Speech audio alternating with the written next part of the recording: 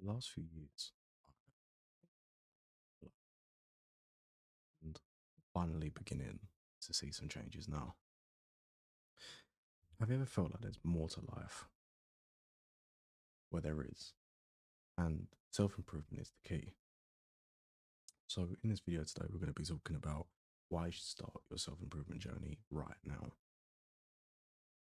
So, the first thing we're going to talk about today is evolution. And I don't mean it in the scientific sense, I mean it in the sense of as a person. Now, I genuinely believe that the reason why we're placed here is to evolve and become the best version of ourselves that we can be in our lifetime. And for some people, that happens faster or slower, depending on how open they are to the idea of self improvement. But the reason why is that you should begin your journey is that you're going to get rewarded whatever you focus on. Now, there's a lot of areas in self improvement that can be mentally, physically, financially, and you will be rewarded if you put in the effort and the time. And they can all be to various degrees depending on how willing you are to stick with it. And another reason why I think you should start your journey today is so that you can help someone else begin their journey. Because self improvement isn't really something that's spoken about today, especially in a positive outlook. There's been a lot of hijacking from red pill content creators such as an Andrew Tate or a Sneeko, and not to mention Myron Gaines. Now, I think the way they speak, it confuses the message, but overall, the stuff that they're preaching, I believe, is actually very, very important, more than ever in today's society. Now, if you've never been introduced to this concept before, you're probably wondering, well, what do I do? What does it entail? So there's a few different things you can do. So obviously you have fitness. Now, obviously, you look however you've looked, and you probably look that way for most of your life. But think about it, there's so many different versions of you physically that you've never seen before. To say, for example, if you've always been overweight your whole life, you've never seen what a low body fat version of yourself looks like, or yourself with a face that isn't bloated all the time, or flabby arms. And fitness is the cure to that. Now, I'm not saying that you've got to go and get in the gym, but it could just be something as simple as eating healthier, eating out less, or even something as simple as like going for walks daily. And then another thing to focus on would be a skill or a passion. Now, you basically want to find something that you can pour all your energy into.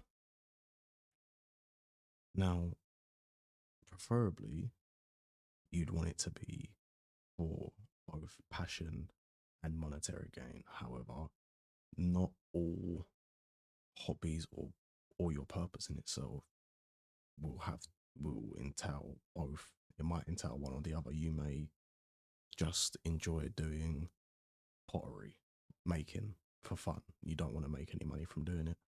But if you feel like that's your purpose to be a creative, then you don't necessarily mind it not having monetary value. Now, personally, my favorite thing to do that has had the biggest impact on me and my journey is reading. And you're probably thinking, reading, what's that got to do with self improvement?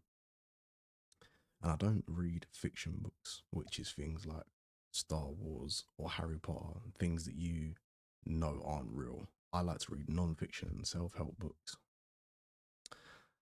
And the reason why I like to read these things is because people say that you become a sum of all the books you've read. And it's a very interesting concept because depending on what you read, you will become a weird chimera or like an amalgamation of like different topics that not a lot of people are necessarily versed in. So the things that I read or that I find interesting is stuff to do with personal finance. And obviously, that's advice on how to budget, where to put your money, investing in yourself as a person, and things like that. Another thing that I'm very interested in is psychology, understanding why people behave the way that they behave and being able to break people down with only having like a short 2 minute conversation with someone. And it's quite funny because with obviously a lot of it, there will be overlap. As in, like they'll talk about similar things, but they might phrase it differently. And author A might phrase it in a way that you don't understand, but author B says it in a way and it really clicks with you. But I've had personal experiences with this um, in the real world. So I do security, and there was a girl in the club one night with a bunch of her friends, and basically one of her friends was really, really drunk, and she was making fart noises.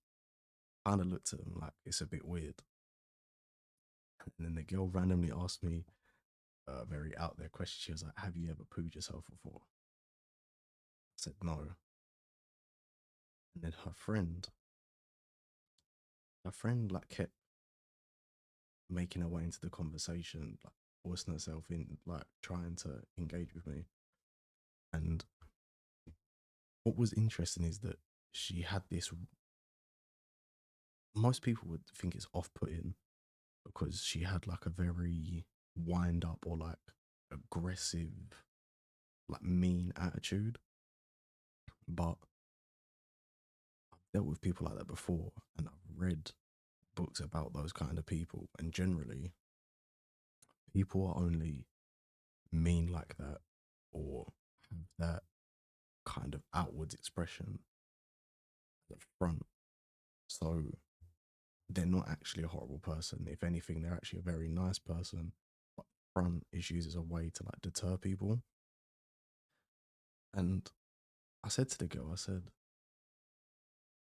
I think like obviously we've only just met, but I know the exact kind of person you are. And I was like, you put on this mean front, but you're actually a softie. Like I know that you're a softie. You love all your people, and you're actually really caring at heart. And she looked at me confused, like, how did you know that? When obviously we've only had limited conversation.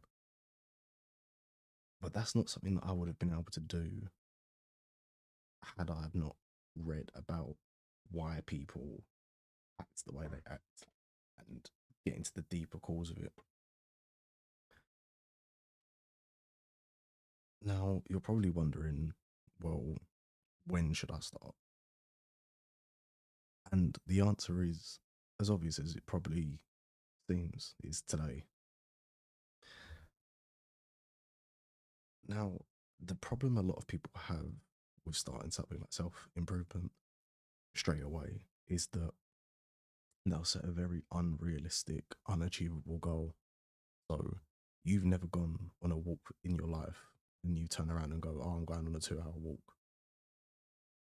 You're not going to do that. The thought of you going on a 2 hour walk does not interest you at all. So, what you should do is you should set a realistic, small, and achievable goal.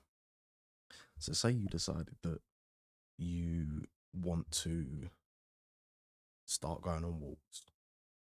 First off, just start with a 10-minute walk. And then every time you do that, every time you go for a walk, just increase the time a little bit by 5 minutes. So it goes from 10 to 15, and then eventually you're walking for an hour, and then that'll get you your 10K steps a day. And another thing is that there's a thing that people believe in called the butterfly effect.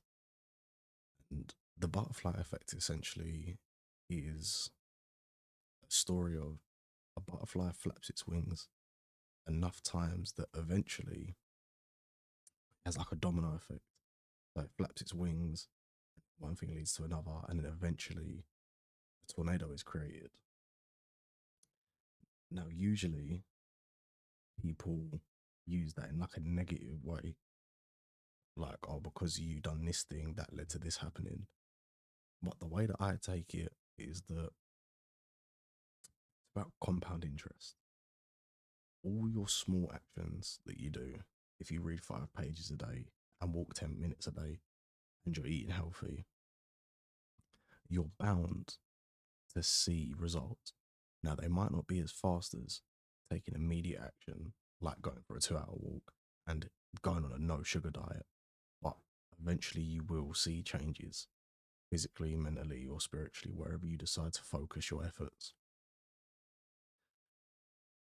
But the thing I need you to keep in mind is that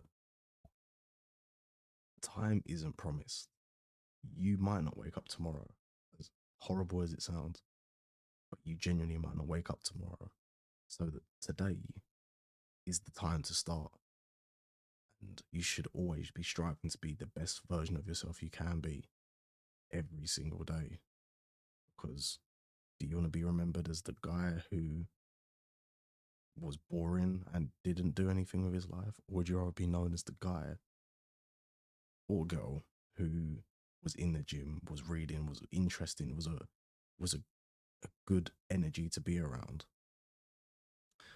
So I want you to drop a comment in the comment section below and just tell me one small step that you're going to make towards your self improvement journey or to better in your life this